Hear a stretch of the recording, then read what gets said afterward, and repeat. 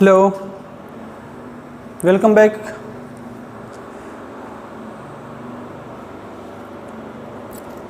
Guys, last lecture में हमने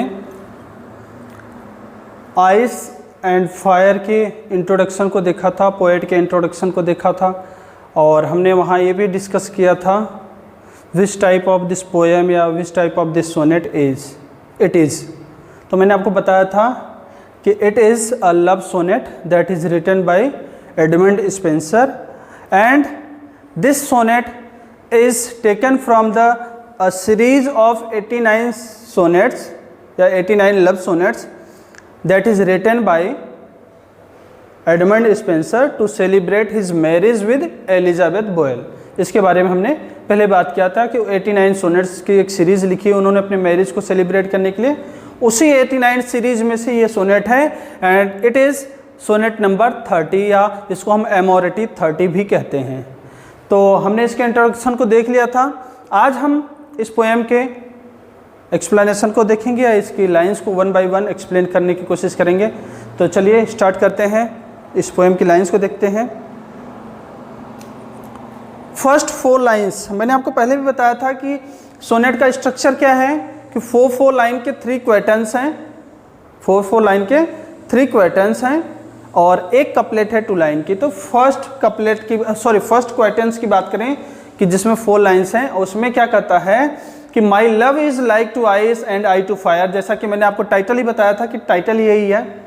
how comes it then that this her cold so great is not dissolve through my so hot desire but harder grows the more I her entreat. मैंने आपको पहले भी बताया था introduction पढ़ाते वक्त कि हर एक क्वेश्चन में एक क्वेश्चन क्रिएट करेगा। तो देखिए क्वेश्चन मार्क है, हर एक क्वेश्चन में एक क्वेश्चन क्रिएट होगा। तो फर्स्ट क्वेश्चन में पहला क्वेश्चन आपको देखने को मिलेगा। तो चलिए पहले इसके वर्ड मीनिंग्स देख लेते हैं, जो डिफरेंट वर्ड हैं या थोड़े से हार्ड वर्ड हैं। तो फर्स्ट लाइन में तो ऐसा कुछ भी नहीं है। सेकेंड लाइन में जो वर्ड है कोल्ड मतलब हो यहाँ सेंसलेस, ठंड नहीं है, सेंसलेस मतलब जिसको कोई इम्पैक्ट न पड़े, या फीलिंगलेस भी बोल सकते हो। नेक्स्ट लाइन में डिजॉल्व मतलब यहाँ पे वैसे तो डिजॉल्व मतलब होता है घुल जाना, लेकिन यहाँ है अफेक्टेड, इसका मतलब है affected through my so hot desire. Hot desire का मतलब यहाँ है पैशनेट लव, या जो फीलिंगफुल जो लव है पोएट का, उसके बारे में बात करते हैं। किसके लिए? अपने बिलेवेड के लिए, जो उसके अंदर लव है उसके बारे में बात करता है ये वर्ड, कौन सा? Hot desire. आगे बात करें, harder grows more and I her entreat. Entreat का मतलब होता है वू करना या निवेदन करना या प्रेम दर्शाना या उससे प्रे करना, प्रार्थना करना, ये इंट्रीट वर्ड का मीन निकलेगा। तो अब देखते हैं कि इस लाइन में या इन लाइंस में पहली लाइंस अगर हम देखें फर्स्ट लाइंस को, तो उसमें पोएट क्या कहता है कि my love is like ice and I to fire. It means the speaker compares his beloved to ice. उसने अपने बिलवेड को, अपनी प्रेमिका को किससे कंपेयर किया है? आइस से। तो in the first line the poet compares his beloved to ice and he compares himself to fire। उसने अपने आप को किससे कंपेयर किया है? फायर से। तो in the first line the poet या the speaker compares his beloved to the ice and himself to fire। Clear? आगे बात देखते हैं। How comes it then that this her cold so great is not dissolved through my so hot desire। एक बार मैं वैसे ही आपको अर्थ बता देता हूँ, फिर एक्सप्लेन करता हूँ।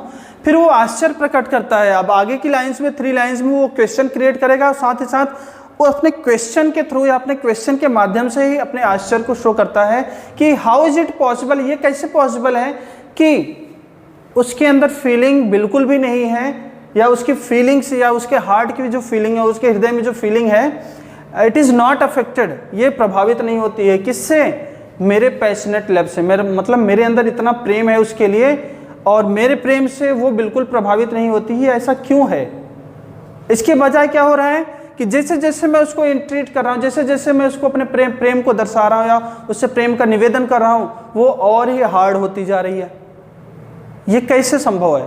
तो क्वेश्चन क्रिएट हो गया कि ये कैसे संभव है कि उसका जो हृदय है, जो बिल्कुल कोल्ड है, सेंसलेस है, फीलिंगलेस है, वो बिल्कुल भी क्या नहीं हो रहा है, अफेक्ट नहीं हो रहा है मेरे पैशनेट लव से, बल्कि ये क्या होता जा रहा है, हार्ड होते जा रहा है जैसे जैसे मैं उसको अपने प्रेम के बारे में बता रहा हूँ या मैं उससे प्रेम का निवेदन कर रहा हूँ। तो अब चलिए एक्सप्लेन करते हैं इसको।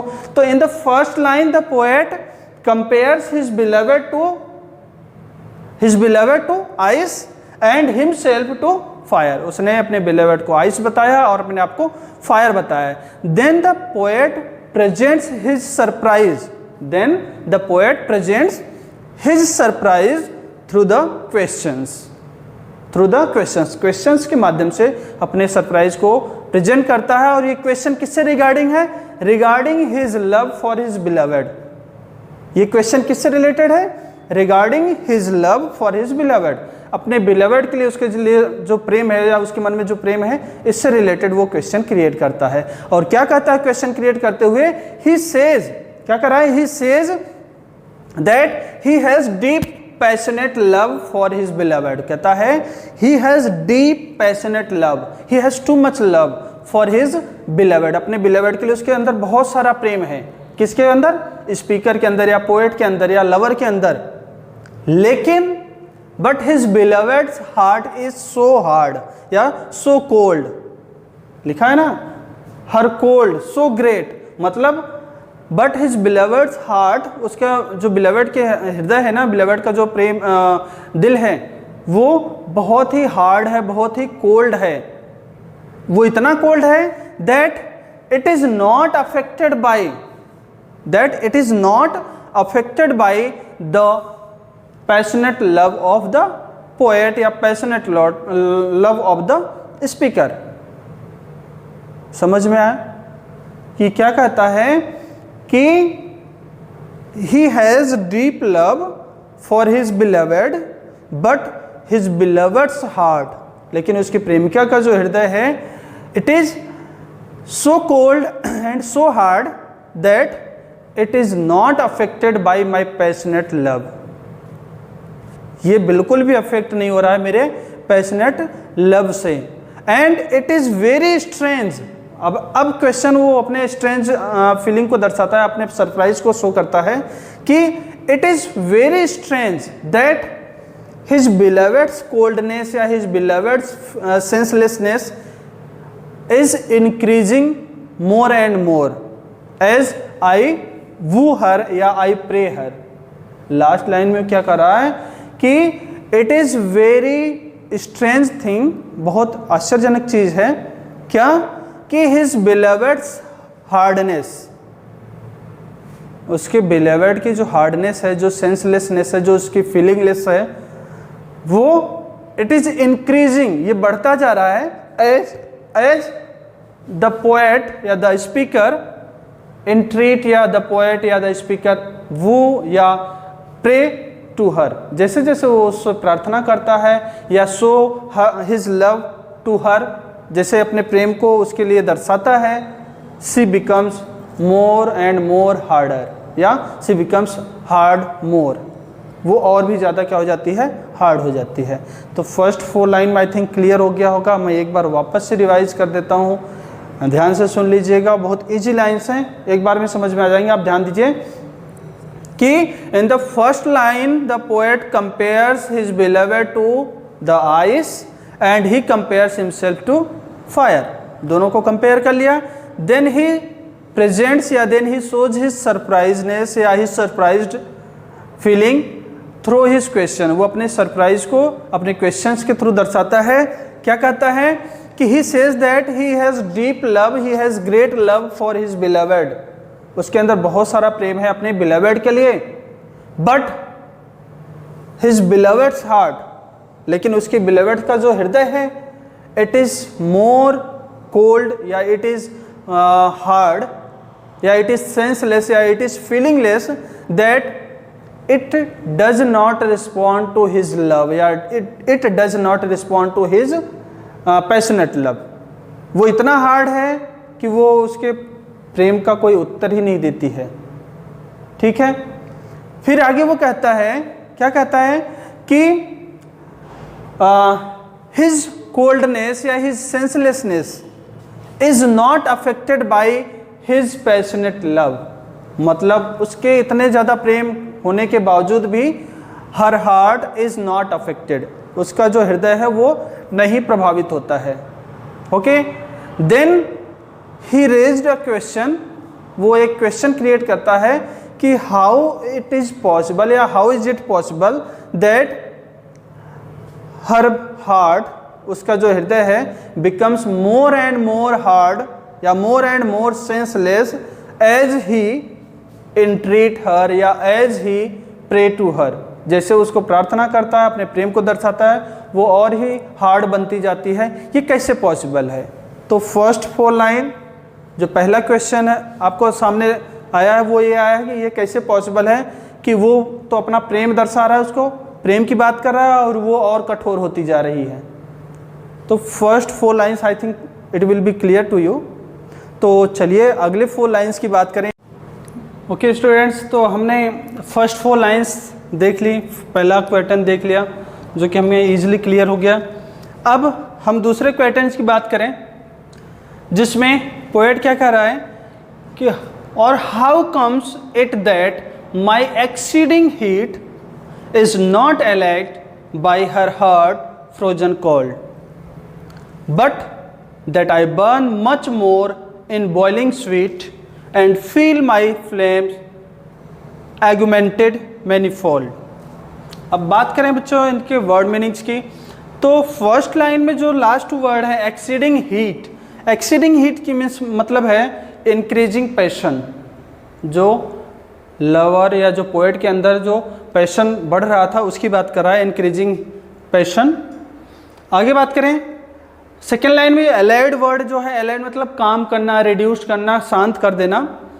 Heart frozen cold, heart frozen cold का मतलब हो गया अनअफेक्टेड हार्ट। किसका अनअफेक्टेड हार्ट है इसमें? बिलवेड का। आगे बात करें but that I burn much more, burn का मतलब होता है ग्लो, चमकना, वैसे बर्न का मतलब होता है जलना, लेकिन यहाँ का मतलब है चमकना और ज़्यादा निखरना। बॉइलिंग स्वीट, लास्ट लाइन, इस लाइन का लास्ट वर्ड है boiling sweet, heat of love की बात कर रहा है, heat of love. And feel my flame, flames मतलब माई लव की बात कर रहा है, यहाँ फ्लेम का मतलब उसका लव। ऑगमेंटेड मतलब हो गया है इंक्रीज्ड, बढ़ना, और मैनीफोल्ड मतलब वेरियसली। अब हम आपको जल्दी से इसका एक बार अर्थ बता देते हैं, फिर इसको एक्सप्लेन करते हैं। अब मैंने बताया था फर्स्ट स्टेंजा में या फर्स्ट क्वेश्चन में पहला क्वेश्चन क्रिएट किया था, दैट वाज कि ये कैसे पॉसिबल है या ये कैसे है संभव है कि वो जैसे जैसे अपने प्रेमिका को अपने प्रेम के बारे में बताता है या अपने प्रेम के बारे में उससे प्रार्थना करता है, उसकी प्रेमिका का हृदय और भी हार्ड होता जाता है बजाय उसको समझने के। दूसरा क्वेश्चन यहाँ पे मिलेगा हमें कि हाउ कम्स इट दैट, मतलब ये भी कैसे पॉसिबल है कि मेरा जो एक्सीडिंग हीट है, मेरा जो इंक्रीजिंग पैशन है, मेरा जो टू मच लव है, वो बिल्कुल भी शांत नहीं होता है। अलर्ट मतलब काम होना, शांत होना, बिल्कुल भी शांत नहीं होता है। किससे? उसके हार्ट फ्रोजन कोल्ड, मतलब उसके अनअफेक्टेड हार्ट से या उसके इस कोल्डनेस से, उसके इस सेंसलेस से। मतलब मैं उसको प्रेम दर्शा रहा हूँ, वो बिल्कुल रिस्पॉन्स नहीं कर रही है, उसके बावजूद भी मेरे प्रेम की जो सीमा है, मेरे प्रेम की जो फीलिंग है, वो कैसे शांत नहीं हो रही, ये भी एक आश्चर्य की बात है। और ये कैसे हो रहा है, ये दूसरा क्वेश्चन है उसका। फिर बोलता है कि उसके सेंसलेस होने के बावजूद भी, मतलब उसकी प्रेमिका बिल्कुल रिस्पॉन्स नहीं करी, फिर भी आई बर्न मच मोर, मैं और भी ज़्यादा जलते जा रहा हूँ, और भी ज़्यादा निखरते जा रहा हूँ, और भी ज़्यादा चमकते जा रहा हूँ। किसमें? अपने प्रेम में, मतलब मेरा प्रेम और भी ज़्यादा बढ़ते जा रहा है बजाय शांत होने के। And I feel my flames, और मैंने फील किया कि मेरा जो प्रेम है ना, फ्लेम का भी पहले बताया था कि फ्लेम मतलब माई लव, उसका जो प्रेम है ऑगमेंटेड मतलब इंक्रीज्ड और भी बढ़ जाता है, मैनीफोल्ड मतलब वेरियसली, अलग अलग तरीके से ये उसका प्रेम जो है बढ़ता जाता है। तो इसके बारे में मैंने आपको बताया था। तो इसमें पोएट क्या कर रहा है, इसमें वापस से पोएट क्वेश्चन क्रिएट कर रहा है कि how is it is possible या हाउ इज इट पॉसिबल, वो पूछता है कि how it is possible that the heat of his passionate love does not melt the ice of his beloved heart. पहले तो ये कहता है, ये लाइंस जो मैं अभी एक्सप्लेन कर रहा हूँ ये पिछले वाले स्टेंजा से रिलेटेड है, उससे कनेक्ट करने के लिए मैं इसको एक्सप्लेन कर रहा हूँ। आप ध्यान से सुनिए कि the poet says that how is it possible that the heat of his passionate love, मेरे जो पैशनेट लव है या मेरा जो प्रेम है, इसकी जो हीट है या इसकी जो गर्मी है, डज नॉट मेल्ट, क्यों नहीं पिघला देती है या पिघला क्यों नहीं पा रही है, किसको, the ice of his beloved's heart, उसके प्रेमिका के हृदय के बर्फ को क्यों नहीं पिघला पा रहे। इसके लिए वो सरप्राइज है और इसके लिए वो आश्चर्य कर रहा है। तो आगे वो कहता है, he says that in spite of melting the ice of his beloved's heart it is getting harder and harder. Last line में मैंने बताया था वहां पे कि in spite of melting the ice, मतलब उसके पैशनेट लव से या उसके प्रेम की आग से उस प्रेमिका के हृदय को पिघलाने की बजाय ये क्या कर देता है, it becomes harder and harder, ये और भी मजबूत होता जाता है। इसके लिए द पोएट वॉज सरप्राइज्ड, इसके लिए पोएट क्या था, पूरी तरह से सरप्राइज्ड था।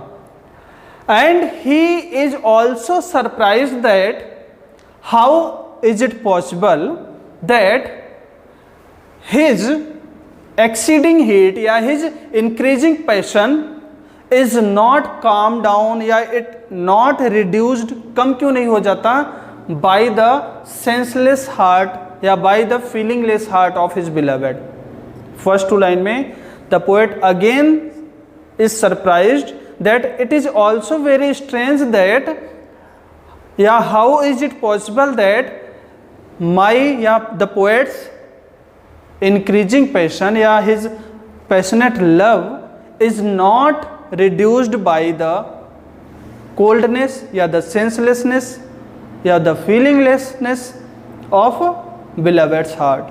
मतलब बिलवड की जो फीलिंगलेसनेस है, जो उसकी सेंसलेसनेस है, ये भी उसके हृदय को या उसके लव को कम क्यों नहीं कर पा रहा है। ही is also surprised for that, ये उसके लिए भी क्या है, सरप्राइज है।